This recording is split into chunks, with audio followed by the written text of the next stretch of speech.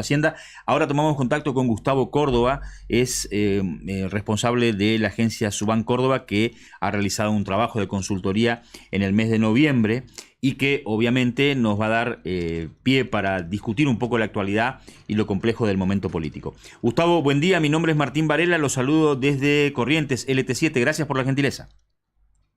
¿Qué tal, Martín? Buen día, un gusto estar contigo. Muchas gracias por la gentileza de compartir estos minutos. Bueno, Gustavo, en este trabajo ustedes adelantan que de alguna manera la percepción que algunos tienen de que el tiempo electoral es solamente la campaña electoral es un concepto erróneo que hay que ir dejando atrás, porque más o menos el humor social, político y electoral se va construyendo con tiempo de antelación. Nos lleva a meternos un poco en el trabajo y a observar algunos números que son, bueno, verdaderamente llamativos, ¿no? Por ejemplo, cuando ustedes le preguntan a la gente respecto del nivel de aprobación que tiene la gestión del gobierno, hay una percepción negativa del 66%. Esto, a modo de arranque en la charla, me permite preguntar lo siguiente. Yo escuchaba hace unos días al ministro Massa decir que si se mantiene este ritmo de inflación, es indiscutible que electoralmente esto va a tener un impacto grande en la visión del ministro de Economía, ¿no? Y da la sensación de que la gente está enfocando prácticamente toda la gestión alrededor de la imposibilidad del gobierno de poder frenar la inflación. Sí, de verdad, la palabra mágica que vos has pronunciado es construcción. Uh-huh. Y de verdad que los escenarios electorales se van construyendo, no es que nacen de un repollo allá por agosto del año próximo que nos vamos a sorprender con un determinado resultado. Las tendencias electorales se construyen previamente y para que vos te des una idea, cuando nosotros medimos intención de voto por espacio, Sí. prácticamente desde hace 8 meses para atrás nos viene dando tercios relativos o tercios imperfectos. ¿Qué significa esto? Juntos por el Cambio en un porcentaje que va del 30 al 35%, el Frente de Todos en un porcentaje que va del 25 al 30%, y el Partido Libertario que va entre 20 y 25 puntos. Uh-huh. Prácticamente ha habido corrimientos mínimos, pero esta tendencia la venimos verificando y de mantenerse, digamos, los actuales frentes electorales, que habrá que ver si eso es así o no, Uh-huh. yo te diría que no va a ser tan diferente a lo que estamos viendo en este momento. Uh-huh. ¿Y qué es lo relevante? Que por lo cercano que están los 3 frentes políticos que pueden llegar a competir, hoy no podemos descartar prácticamente ningún resultado o ninguna combinación. Puede darse Juntos por el Cambio versus el Frente de Todos en segunda vuelta, como también puede darse Juntos por el Cambio y los libertarios, o Sí. también puede darse un escenario de los libertarios versus el Frente de Todos, si es que, por ejemplo, el Juntos por el Cambio se fractura o se rompe. Ajá. Digo, hay muchas opciones. Lo que sí está claro es que nosotros tratamos de evaluar, hasta tanto se sepan quiénes son los candidatos de cada frente, medimos potencialmente, ¿no? ¿Qué significa esto? Medimos con 3 preguntas.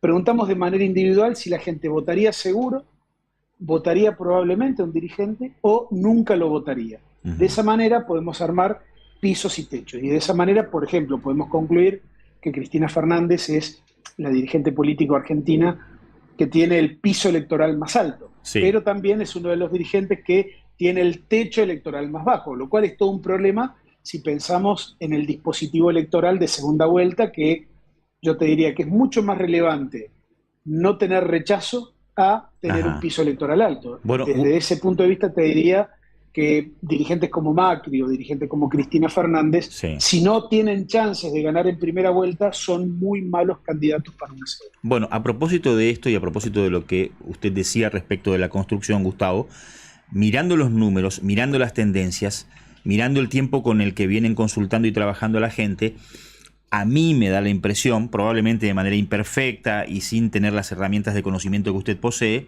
de que prácticamente es inevitable una segunda vuelta electoral el año que viene. ¿Cómo lo ve? Y hoy la tendencia está hablando de eso. No hay ninguna figura per se que pueda sacar el 40% con una diferencia de más de 10 puntos respecto del segundo, que es el primer considerado que tiene, digamos, la Constitución argentina, ¿no? En el tema de cómo evitar la segunda vuelta. La otra consideración sería alguno de los candidatos que llegue y supere el 45%, cosa que tampoco se está verificando. Así que de mantenerse iguales estas condiciones hacia el año próximo, vamos a tener seguramente un escenario de segunda vuelta, sí, comparto. Gustavo, buen día, lo saluda Diego Romero. Intención no es específicamente voto, claramente esto, ¿no? Ahora, ¿cómo deben trabajar o pueden trabajar los frentes para ir consolidando esa intención, es más, incrementar esa intención de voto y que finalmente eso se traduzca?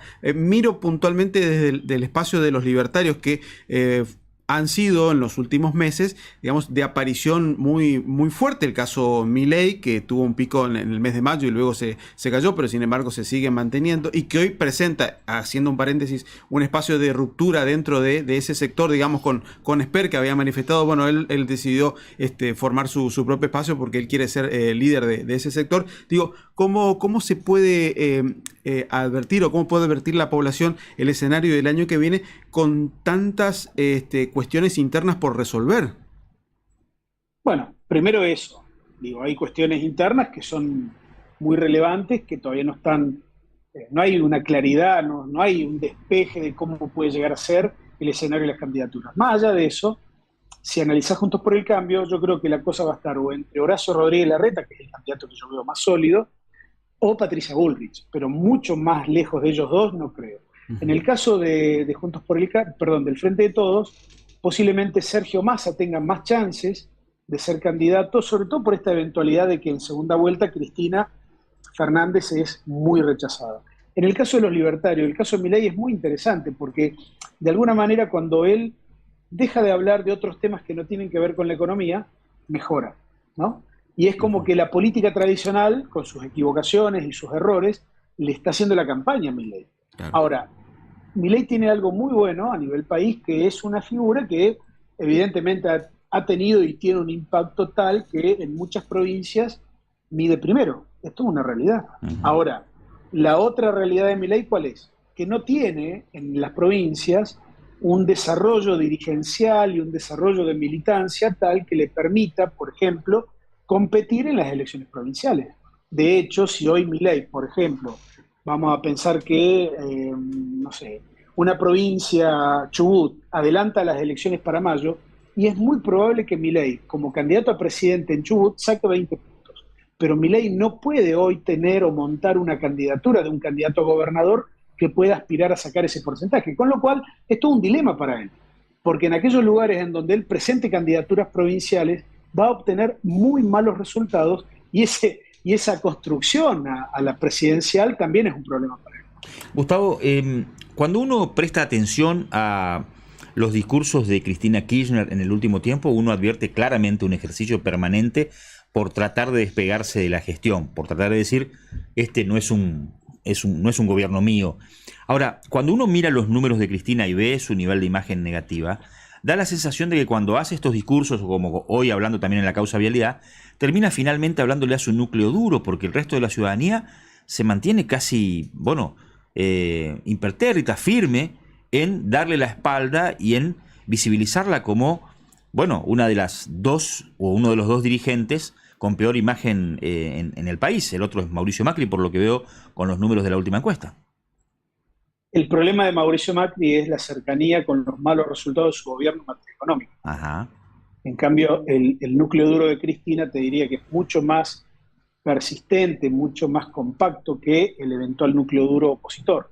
Te diría que es más, el Frente de Todos prácticamente no sufriría si Macri no es candidato a nada, mientras que el núcleo opositor, si Cristina no es candidata a nada, sí sufriría, porque básicamente el antikirchnerismo es la moneda que los aglutina prácticamente a los dirigentes de Juntos por el Cambio. Sí, sí. O sea, ahí hay una distinción que es muy interesante, porque evidentemente esa fue la ventaja que obtuvo Cristina cuando nominó la candidatura de Alberto Fernández allá por 2019. Gustavo, y creo que eventualmente puede estar preparando algo por el estilo, porque yo entiendo, ella ha sido 2 veces presidenta, actual es vicepresidenta, ha sido senadora nacional, diputada, no es por el cargo en sí, que creo que, lo que sí creo es que a la oposición le conviene mucho que ella sea candidata o que se mantenga la instancia de que ella probablemente pueda hacerlo, porque eso les permite estar mucho más juntos, ¿no? A los de Juntos por el Cambio. En el kirchnerismo es todo un problema, porque no hay ninguna figura hoy que logre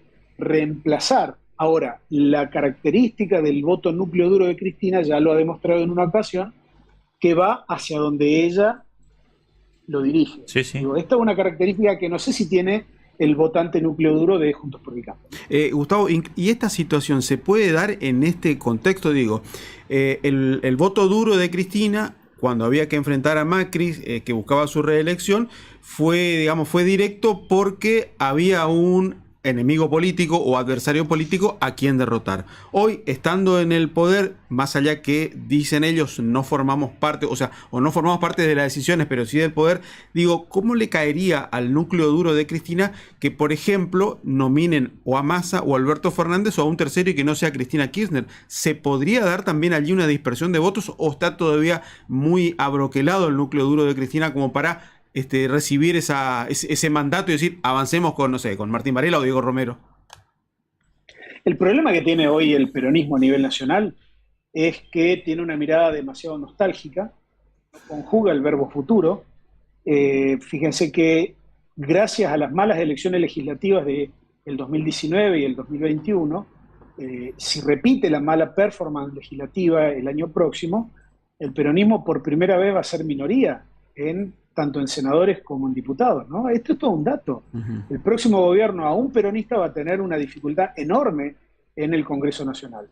Creo que el kirchnerismo, de alguna manera, lo que está tratando de hacer es conservar lo que puede conservar y eventualmente esperar un cambio en la economía que, hay que decirlo con tono prudente, sí, ojalá se dé, porque nos va a beneficiar a todos que la inflación se contenga, pero yo creo que lo prudente sería pensar que es muy poco el plazo que falta para la nominación de las candidaturas para que la economía dé algún resultado positivo. Así que está realmente complicado el gobierno y creo que, de última, la mirada de Cristina es tratar de salvaguardar el núcleo duro, que es 1 de cada 3 votantes en la Argentina. Ahora, Gustavo, por lo que veo en la encuesta, el oficialismo tiene a los más notorios, Massa, Alberto, Cristina, con una imagen negativa muy alta. Massa está solamente a 2 puntos de la imagen negativa de Cristina. Y si vamos prácticamente con seguridad o casi con seguridad a un escenario de segunda vuelta, esto suele ser determinante en cuanto al nivel de rechazo. Como usted dice... No, lo que es determinante, disculpame que te interrumpa, lo sí, que es determinante es el contexto. Por eso, sí, Macri, iba a terminar con eso. Cuando fue presidente tenía diferencial negativo. Sí. Cristina Fernández, cuando fue candidata a vicepresidenta, tenía diferencial negativo agravado, ¿no? Macri también lo tenía. Sí. Y la verdad es que lo que manda es el contexto. Digo, si el contexto económico es malo, por más que tenga buena imagen el dirigente, es muy difícil que ese gobierno pueda reelegirse. Y este es el dilema que hoy tiene el Frente de Todos. Claro, por eso... Si la economía no da ningún tipo de respuesta al bolsillo de los argentinos, va a ser muy difícil que puedan avisorar un escenario de triunfo, ¿no? Claro. Al contrario. A eso sí, iba, digamos, perdón por la interrupción, a eso iba porque no pude terminar la pregunta. Me da la sensación de que en la clave del contexto y ver cómo está la economía, está por un lado prácticamente la definición de que finalmente Massa eventualmente pueda ser candidato, y si los problemas continúan, bueno, vaya uno a saber quién va a querer asumir la responsabilidad de ir con una candidatura que, como usted bien dice, por contexto, si la economía sigue muy mal, va a estar prácticamente condenada al fracaso, ¿no?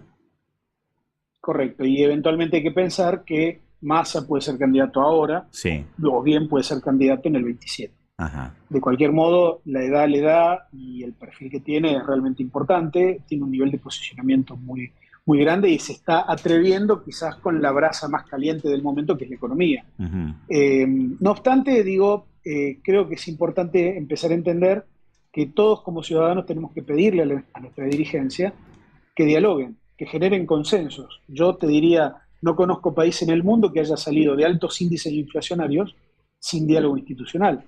Y que la política argentina dialogue es motivo de escándalo. Recordarás que hace no mucho tiempo atrás se juntó el economista Melconian con Cristina Fernández y fue un escándalo, parecía que explotaba el mundo, ¿no? Sí. Y creo que debemos pedirle razonablemente diálogo, consenso, poner temas que los saquen de la agenda de la discusión electoral por el bien de la gente, por el bien común, porque eventualmente lo que se ve es que la grieta domina tanto y resuelve tanto los problemas, y los políticos se han acostumbrado a la grieta. Eso es lo más grave.